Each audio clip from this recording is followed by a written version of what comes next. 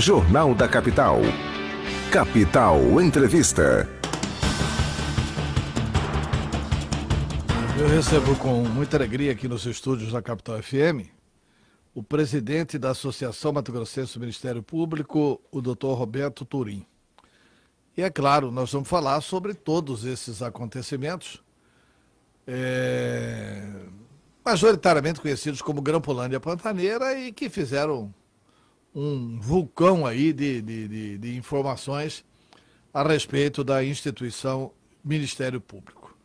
A começar que amanhã nós temos um convite e vai haver um depoimento no Colégio de Líderes da Assembleia Legislativa do Procurador-Geral de Justiça, Dr. José Antônio Borges.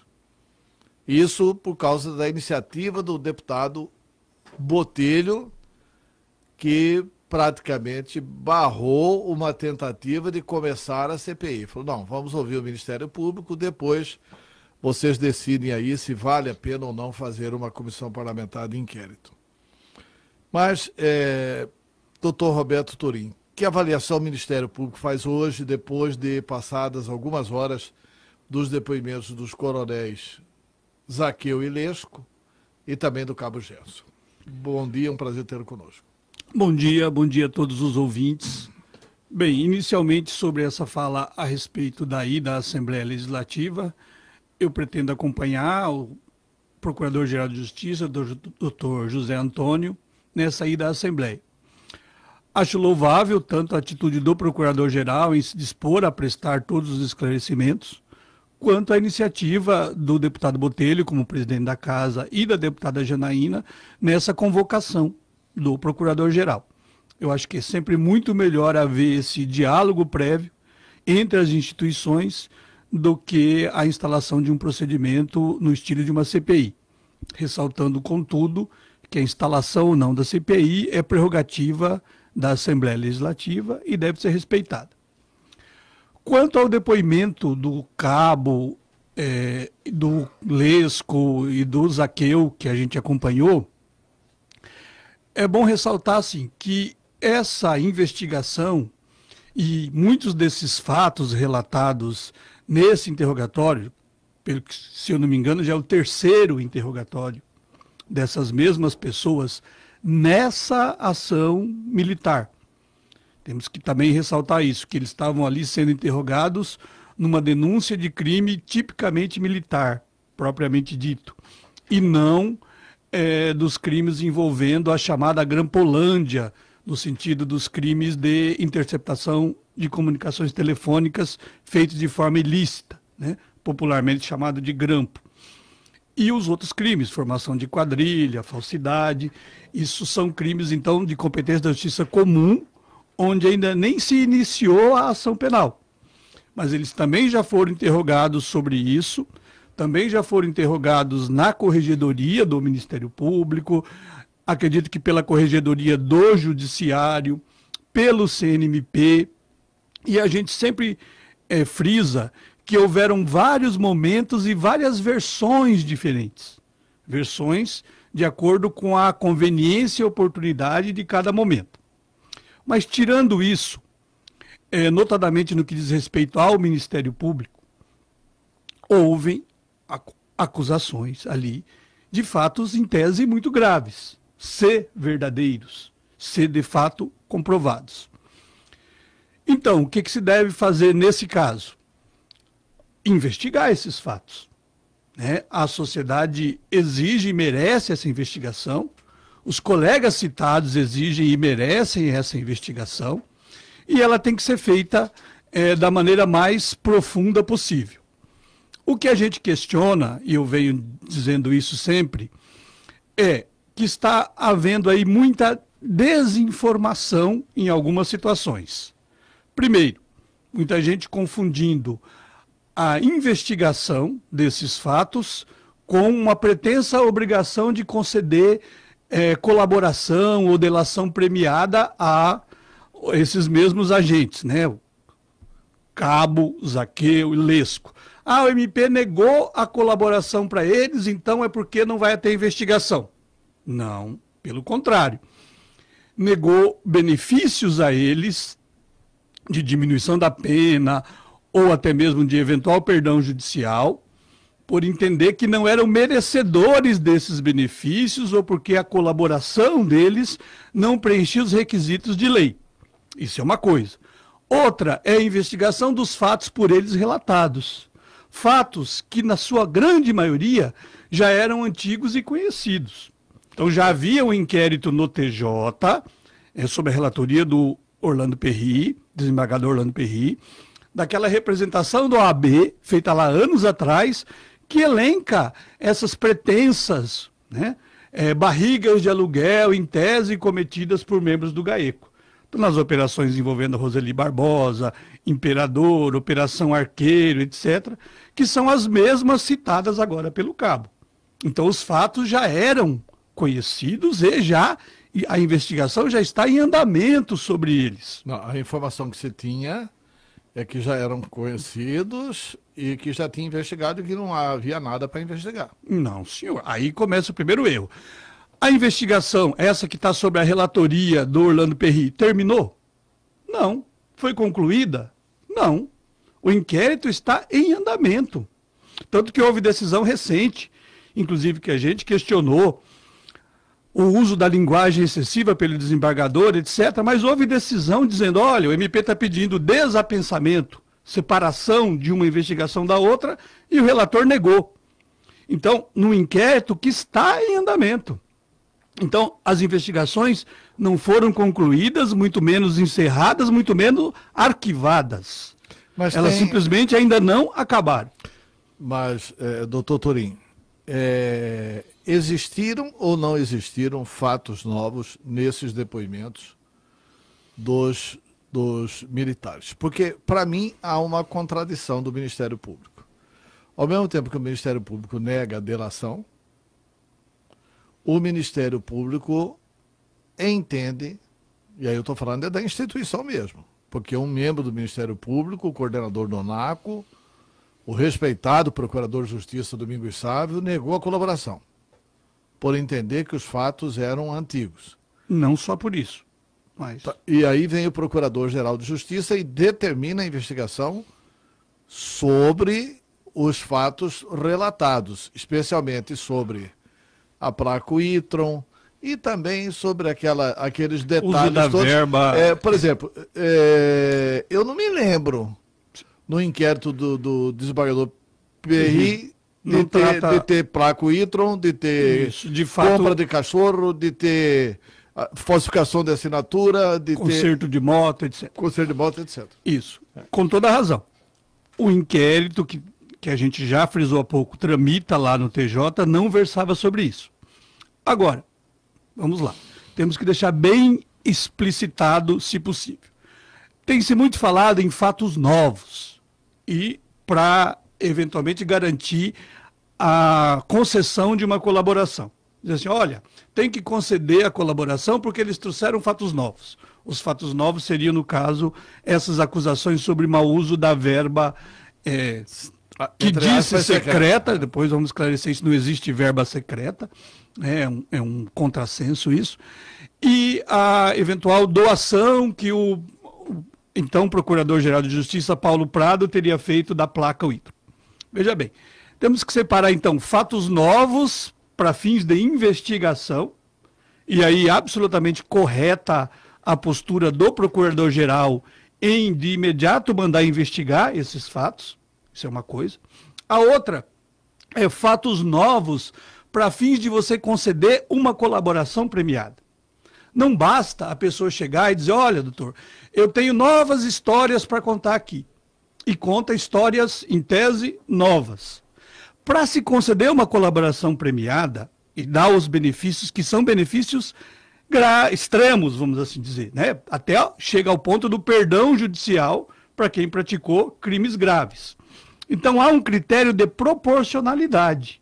Eu tenho que ver se esses fatos têm verossimilhança, se esses fatos têm corroboração, se eles têm como ser comprovados numa investigação, se eles têm, então, um indício de verdade, verossimilhança, se eles têm como ser comprovados, se eles têm ligação, aí é um outro fato importante, com aquele crime para o qual eu estou concedendo perdão.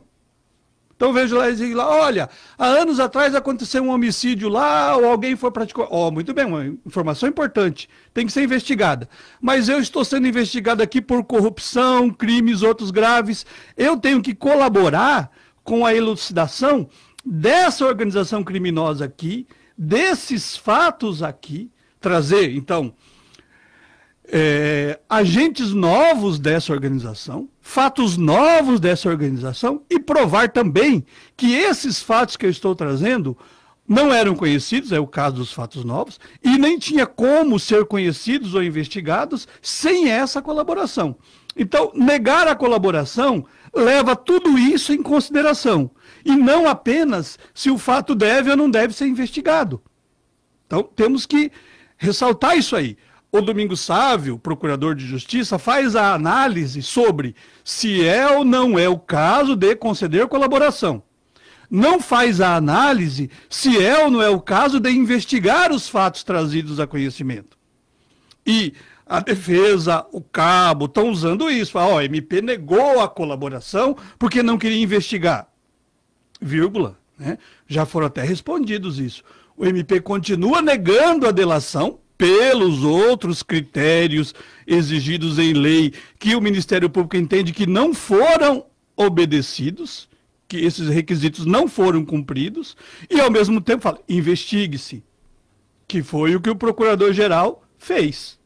Então, até agora, a meu ver, juridicamente e institucionalmente, o MP está tomando os melhores caminhos, que é mandar investigar, que é não conceder colaboração ou benefício indevidamente para quem não merece, para quem praticou crimes graves, para quem muda de versão a todo momento e para quem tem se negado terminantemente até agora a de fato colaborar com a investigação, colaborar com a justiça, que é o que a lei de colaboração exige.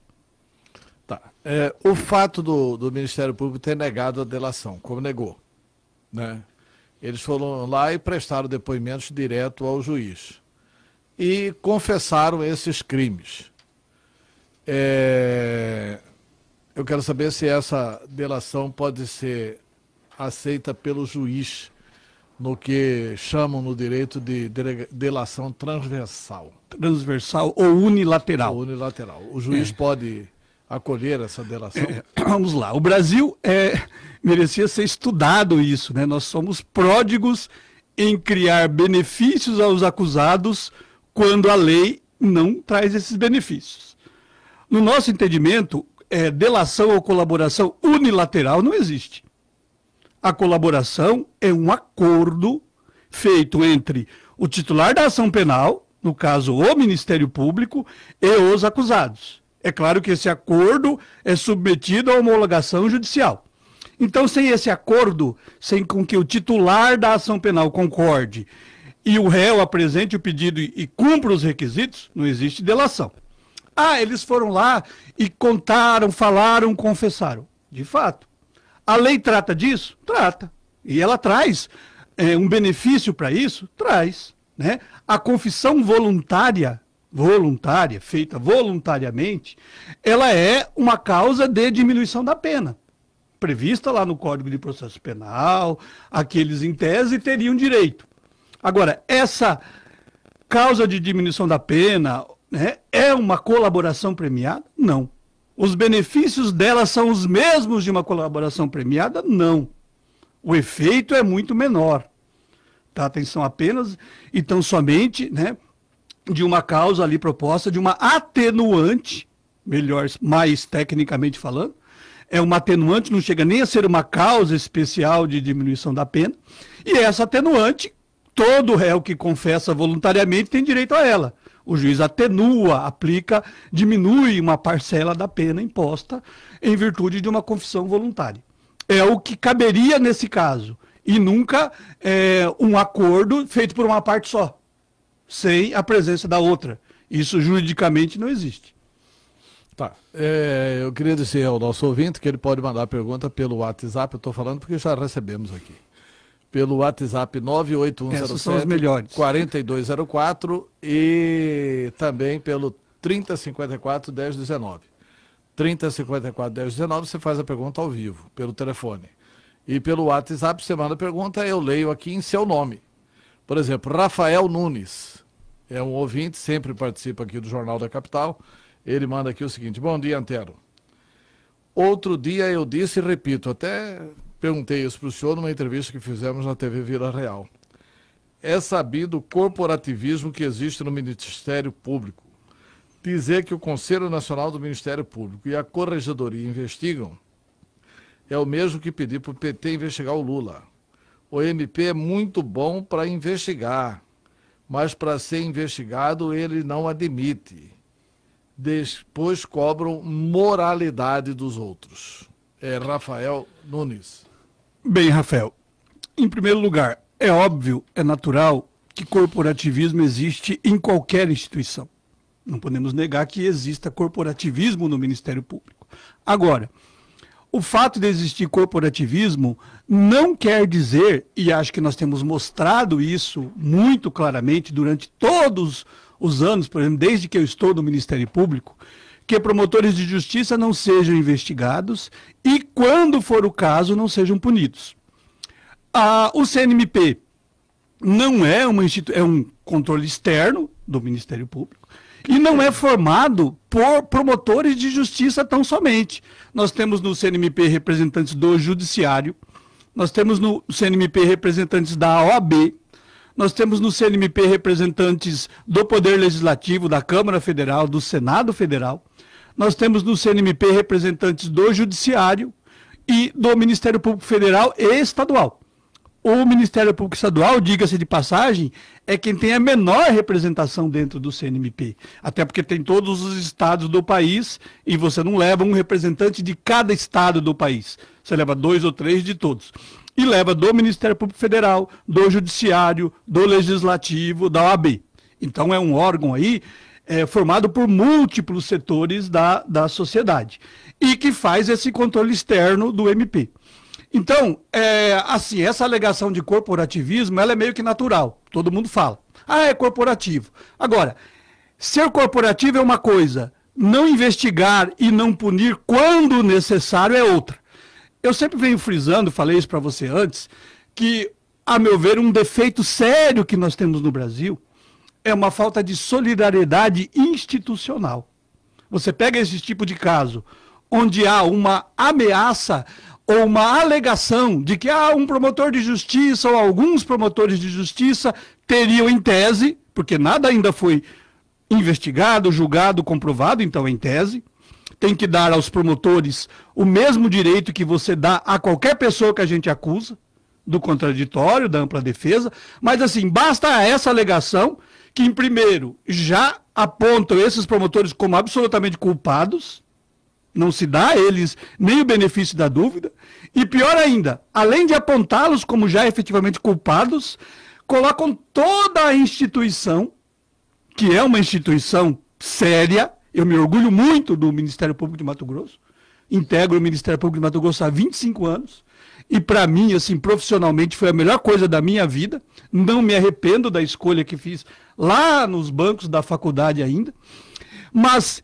colocam toda a instituição como se ela estivesse em xeque. Quer dizer, todo o trabalho prestado no estado inteiro, o promotor de justiça aí fazendo júri diariamente, a defesa da criança, do adolescente, do idoso, do meio ambiente, de todos os interesses sociais indisponíveis feitos o tempo todo.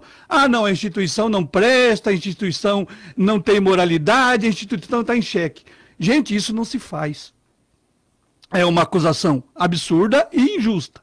Agora, eles são corporativos. Quem não é? Toda instituição é corporativa, vamos ser sinceros. Agora, corporativismo tem limite. Há uma diferença entre defesa institucional e corporativismo, e há uma diferença entre corporativismo e omissão, corporativismo e leniência, ou corporativismo e cumplicidade. No MP, senhores, a gente às vezes é mais rígido, mais duro, cobra muito mais internamente dos nossos do que a gente cobra lá fora. E eu falo isso porque sou presidente de associação e porque vivo no Ministério Público há mais de 25 anos. Eu mesmo, particularmente, já recebi muito puxão de orelha lá dentro. E já dei muitos outros. Mas não significa que eu estivesse errado, eram cobranças de posições, ou que os outros com quem eu falei também estivessem errados. Mas há sim uma cobrança interna muito grande, por quê? Nós somos vidraça. Acho que o Ministério Público é a maior vidraça, em uma vidraça de cristal finíssimo, né? Por quê? Porque é nossa profissão investigar e denunciar e acusar os demais. E é claro que quem faz isso gera imediatamente a reação contrária. Então o couro tem que ser grosso, né? E a moralidade interna tem que ser alta. Não que todo mundo seja perfeito, somos seres humanos, falíveis, passíveis de engano, de erro, como qualquer outro. Mas, eu digo, justamente pela nossa função institucional, a cobrança interna tem que ser muito maior do que na maioria dos outros órgãos. E ela é. Mas você não acha que o Conselho Nacional de Justiça pune muito mais do que o CNMP? Bom, aí você vai dizer que eu sou corporativo, né? Mas em tese eu ficaria feliz com isso. Pode dizer então que o CNMP é mais corporativo ou que os membros do Ministério Público têm menos motivos para serem punidos. Vamos analisar as decisões do CNMP e do CNJ, qual que é o fundamento delas. Você vai me dizer então que só porque o CNMP pune menos é porque ele é mais corporativo? Então o CNJ pune mais é porque ele é mais rigoroso?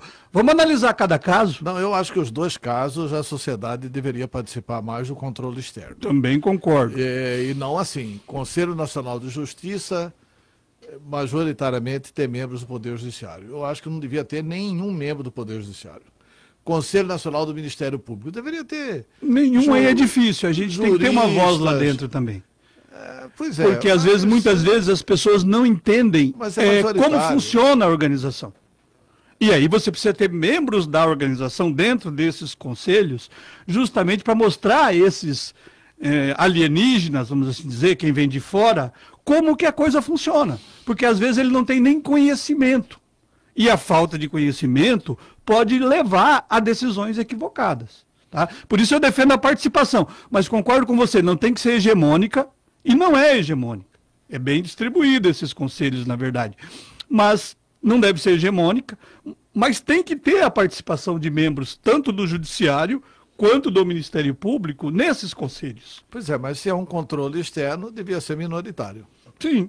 Devia ser minoritário. Externo. Externo é externo. Externo é externo. Quer dizer, não é um controle externo e interno. Exatamente. Dizer, controle interno nós já temos as corregedorias. As corregedorias.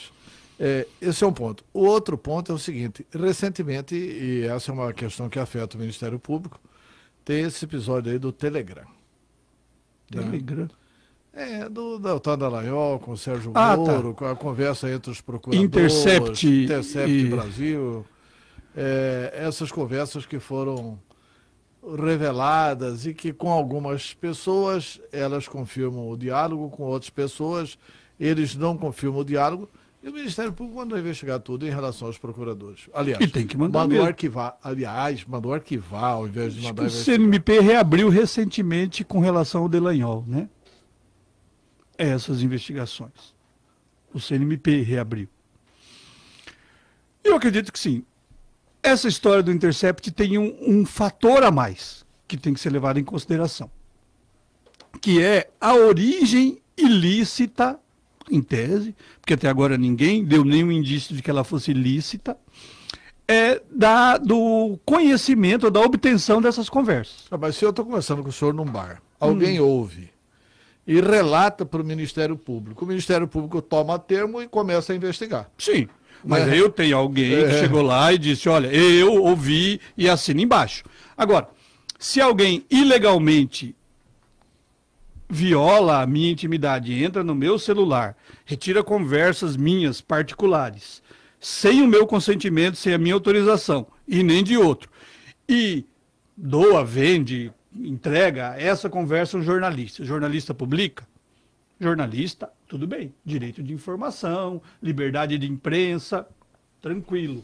Não vejo problema aí. Desde que não se prove que o jornalista tenha comprado, induzido ou pago essa violação dos dados. Agora, os dados obtidos dessa forma valem como prova para eu condenar alguém pela eventual prática de um crime? Não. Não valem como prova. Não valeriam nem se fosse qualquer outro crime. Um estupro, um roubo, um latrocínio. Por quê? Porque são provas obtidas ilicitamente. E a prova ilícita contamina a teoria dos frutos da árvore envenenada, etc. E não são aceitas como prova no direito processual penal, nem no Brasil, nem em qualquer outro lugar do mundo. Então, assim, com base nessas interceptações do Intercept lá, nessas publicações, mesmo que a conversa seja tida como verdadeira, e muitas daquelas conversas verdadeiras não trazem, ditas como verdadeiras, não trazem crime nenhum. Mas mesmo que elas trouxessem algum crime, isso valeria como prova para condenar alguém pela prática daquele crime? Não. Para punir administrativamente? Também não. Tanto que o CNMP arquivou a representação inicial contra o Delanhol, alegando justamente isso. A ilicitude da prova, né, daquelas conversas obtidas dessa maneira, para valer como prova para condenar alguém. Então, esse é um problema nesse caso, tá? A origem da prova. Agora, concordo com você, tem que ser investigado. Todas essas acusações teriam que ser investigadas até para a sociedade ter uma noção mais clara, mais precisa do que realmente aconteceu. Agora, eu concordo que elas não são válidas para fins de prova, para condenar, para absolver, para modificar pena, para anular sentença, como alguns delíriam aí que seria possível ocorrer. Não vejo possibilidade nisso. Eu estou lendo hoje no jornal Gazeta que advogados estão pedindo anulação das seguintes operações: Operação Checkmate, Operação Salvetena, Operação Etos, Operação Poconé, Operação Fazendeiro, Caso Joanísio, Operação Chacal, Operação Rêmora, Serve, Metástase, Arqueiro, Ouro de Tolo, Imperador e Aprendiz, por causa dessas interceptações ilegais. E aí a sociedade fica temerosa. As pessoas são culpadas mesmo, vai anular tudo isso. Pois é. Já parafraseando os nomes que você falou aí, né, dá para se dizer que entre os advogados não tem nenhum aprendiz e que todo mundo está provavelmente comprando um ouro de tolo aí, quando acredita que essas investigações podem ser anuladas pura e simplesmente porque um réu falou em juízo que haveria barriga de aluguel em todas elas. Se isso bastasse, nenhuma operação no mundo se sustentaria. É muito fácil encontrar um réu, um acusado em qualquer outro crime, chegar lá e falar, olha, dezenas de outras operações das quais ele nem participou, ou participou como agente, mas não como titular da história. Ah, tem barriga de aluguel, por isso todas estariam anuladas. Aí muita gente vai ter que tirar o cavalinho da chuva, como eu já disse. Anular uma operação exige, em primeiro lugar, a prova do prejuízo que eventual conduta, se é que ela existiu, teria causado aquela investigação ou aquele processo penal. Sem isso, não há motivo jurídico, justo ou mesmo plausível para se anular qualquer coisa. Então, devagar com o andor, que o santo é de barro. Mas isso só comprova o que a gente já vem frisando há muito tempo, que há muito interesse, né, na anulação dessas investigações, na anulação dessas operações. Por quê? Porque foram operações de grande monta realizadas pelo Ministério Público. Há muitas pessoas de poderio político, econômico, influência social envolvidas nessas investigações. Obviamente é do interesse deles anular a investigação. Agora, volto a reprisar, não basta mera alegação de pretensa barriga de aluguel, de tese defensiva de barriga de aluguel, que como a gente diz, nem barriga de aluguel é. Então eles colocam, olha, o investigado era o João, e eles também interceptaram o telefone do Pedro, do Mané, do José, e isso é barriga de aluguel? Não é, nunca foi. Não é nem tecnicamente, nem doutrinariamente, e muito menos de fato. Então, o Ministério Público está investigando uma pessoa, pede, numa petição declarada, explícita, a interceptação de A, B, C, D, E, F, G, que estariam em tese relacionados com aquele fato a ser investigado.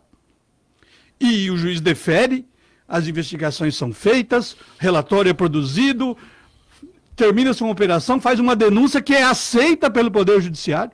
Em alguns casos nós temos o processo já realizado, com contraditório para a defesa, e a pessoa é condenada, e aí alguém fala assim, naquele caso teve barriga de aluguel, vamos anular tudo?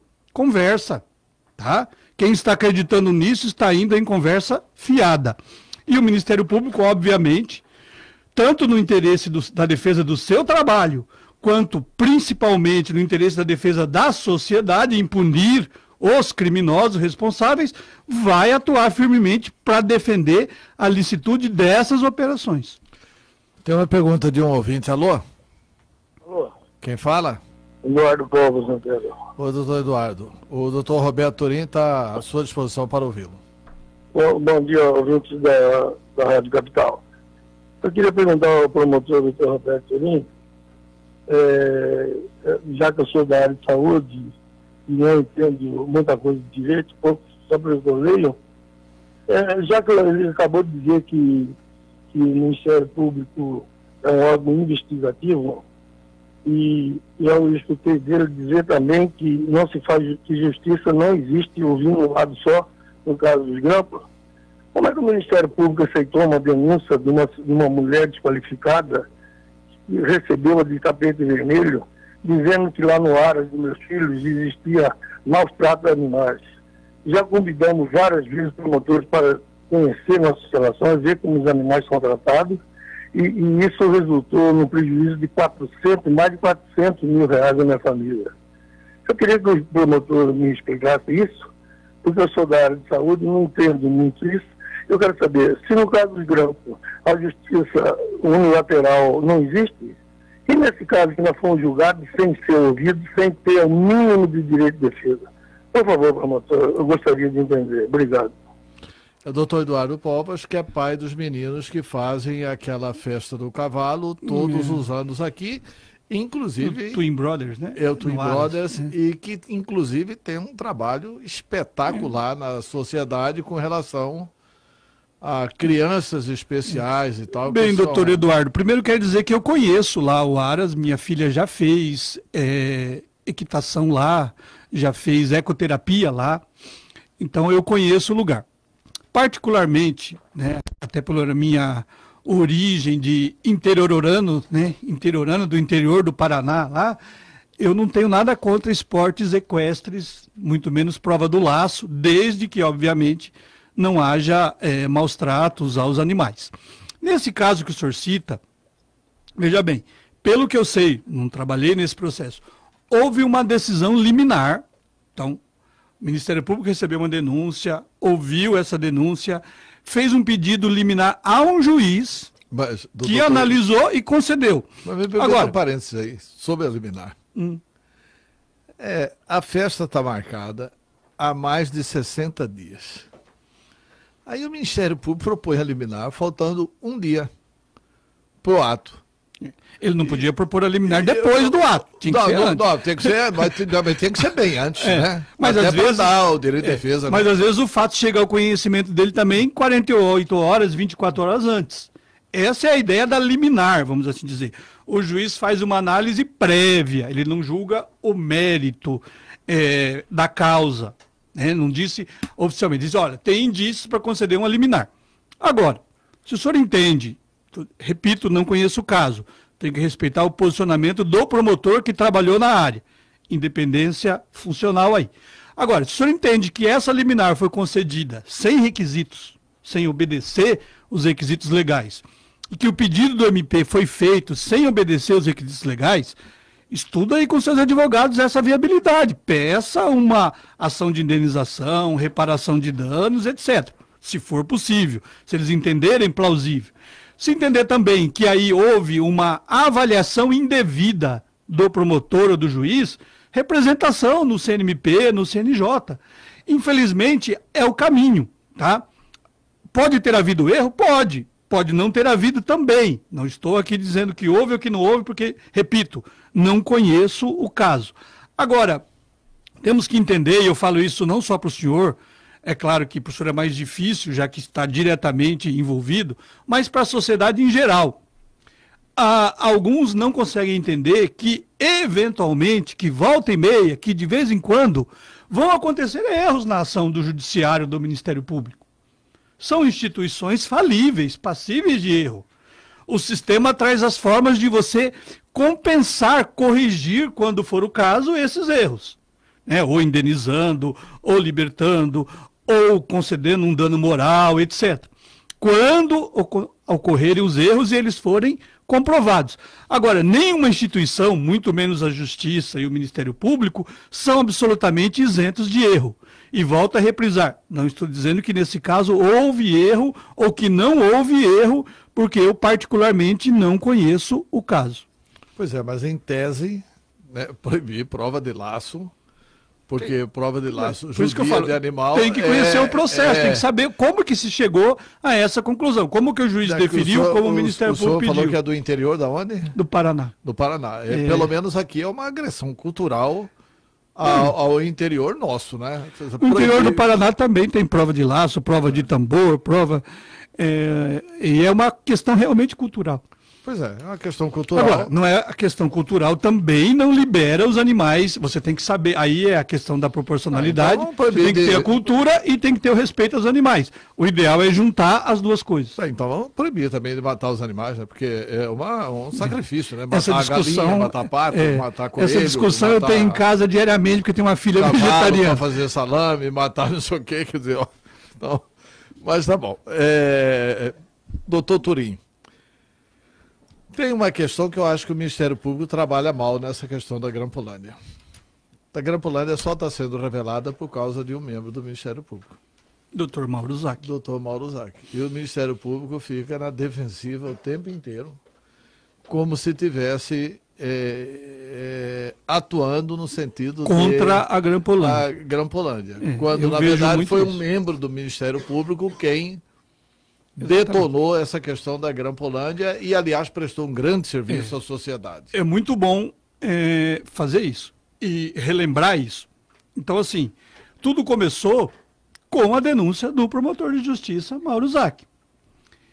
E, na época, isso se discutiu muito, o Mauro Zac fala na corregedoria do Ministério Público, presta declarações, onde ele conta, né, que teria descoberto esse esquema de grampos, envolvendo então lá Zaqueu e companhia, e que teria levado isso a conhecimento do então governador na época, Pedro Tax.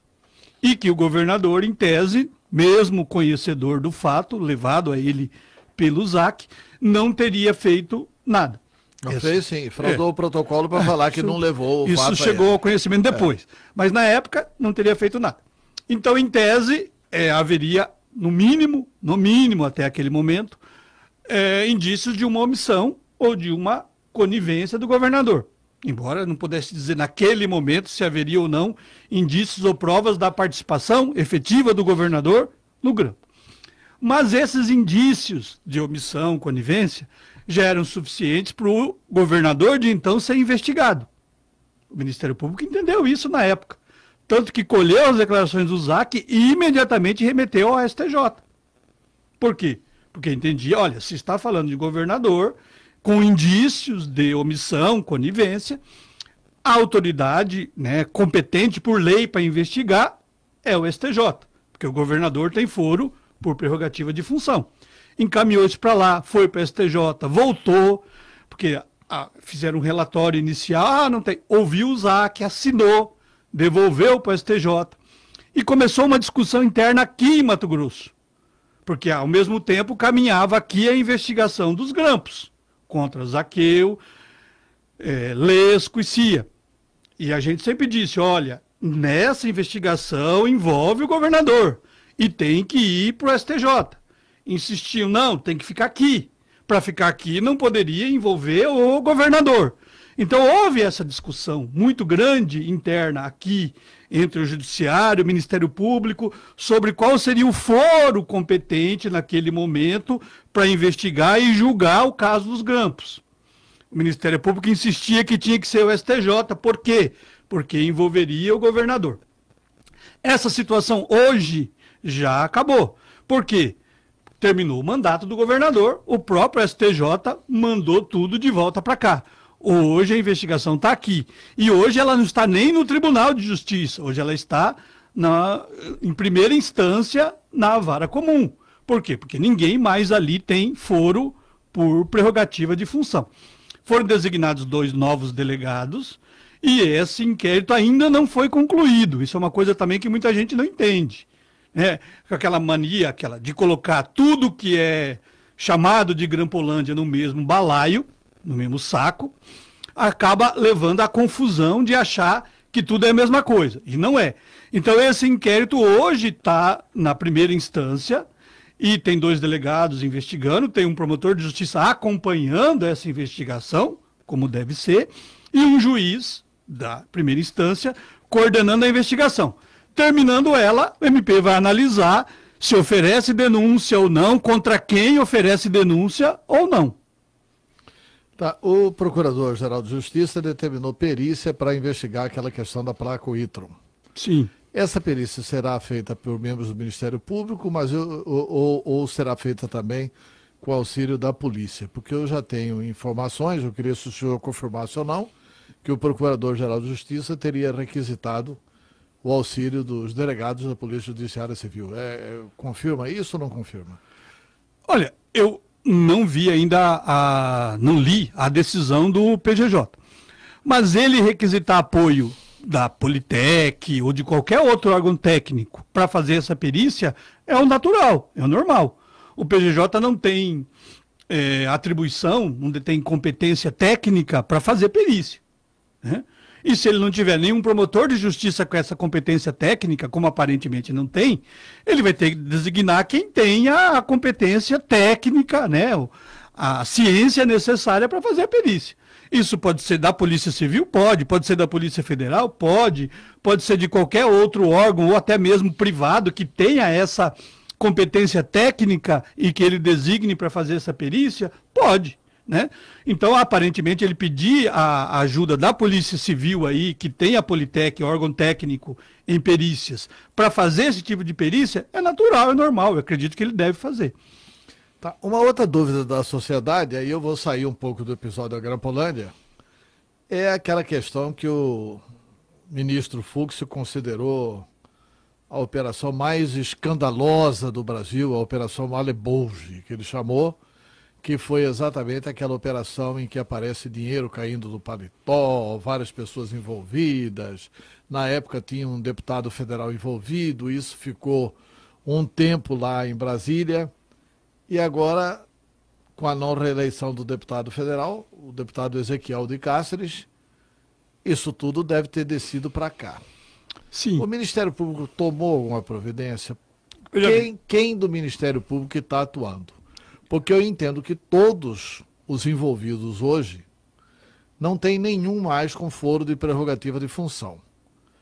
Porque o que teria, que seria o prefeito Emanuel Pinheiro, com a recente decisão do Supremo Tribunal Federal. Porque aquele episódio do dinheiro, o Emanuel não era prefeito. Deputado. Ele era deputado.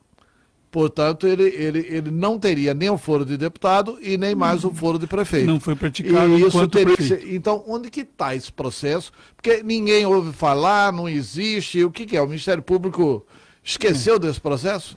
Bom, de forma alguma. O processo não foi esquecido, a investigação não foi esquecida e está em andamento. É bom ressaltar aí o seguinte: essa operação foi feita dentro de um complexo maior, né, de um espectro maior, onde ocorreu a chamada colaboração do ex-governador Silval Barbosa. Né? E em virtude dessa colaboração, que foi, diga-se de passagem, feita pelo Ministério Público Federal, homologada lá pela PGR e no Supremo, envolvia, sim, pessoas que naquela época tinham foro por prerrogativa de função. E o STF, depois da tramitação, depois da homologação, e com alguma demora, diga-se de passagem, fatiou, separou todos os fatos. E parte deles foram remetidos aqui para Mato Grosso. Inicialmente para o TJ, para averiguar quem tinha ou quem não tinha foro ainda no Tribunal de Justiça, e depois para a primeira instância, que é onde hoje estão a maioria desses procedimentos de investigação, inquéritos em andamento, que investigam todas as pessoas que aparecem naqueles vídeos. Tá? Então é uma investigação ainda não concluída no âmbito penal. Já houve ações envolvendo agentes daqueles vídeos no âmbito da improbidade administrativa. E ainda vão ocorrer as análises do Ministério Público sobre quem denuncia, quem não denuncia, nessas outras investigações aí de caráter criminal. Então, não encerrou, não está esquecido, está em andamento e vamos aguardar o andar da carruagem e o final da história. Doutor Roberto Turim, o senhor vai estar amanhã na Assembleia com o Procurador-Geral de Justiça? Acredito que sim, vou confirmar com o Procurador-Geral de Justiça hoje, mas me dispus sim a acompanhá-lo. Muito obrigado pela entrevista. O microfone da Capital FM é à sua inteira disposição, se o senhor entender necessário qualquer outro esclarecimento. Eu quero agradecer a oportunidade. É sempre bom e necessário a gente estar aqui e tentar esclarecer para a população o máximo possível. Me coloco novamente à disposição sempre que for preciso e quero ressaltar aqui no final a confiança na minha instituição, a confiança na investigação. É preciso pedir um pouco de paciência, um pouco de serenidade e um pouco de confiança. Obrigado. Muito obrigado. Entrevistamos aqui o presidente da Associação Mato Grossense do Ministério Público, promotor de justiça, Roberto Turim.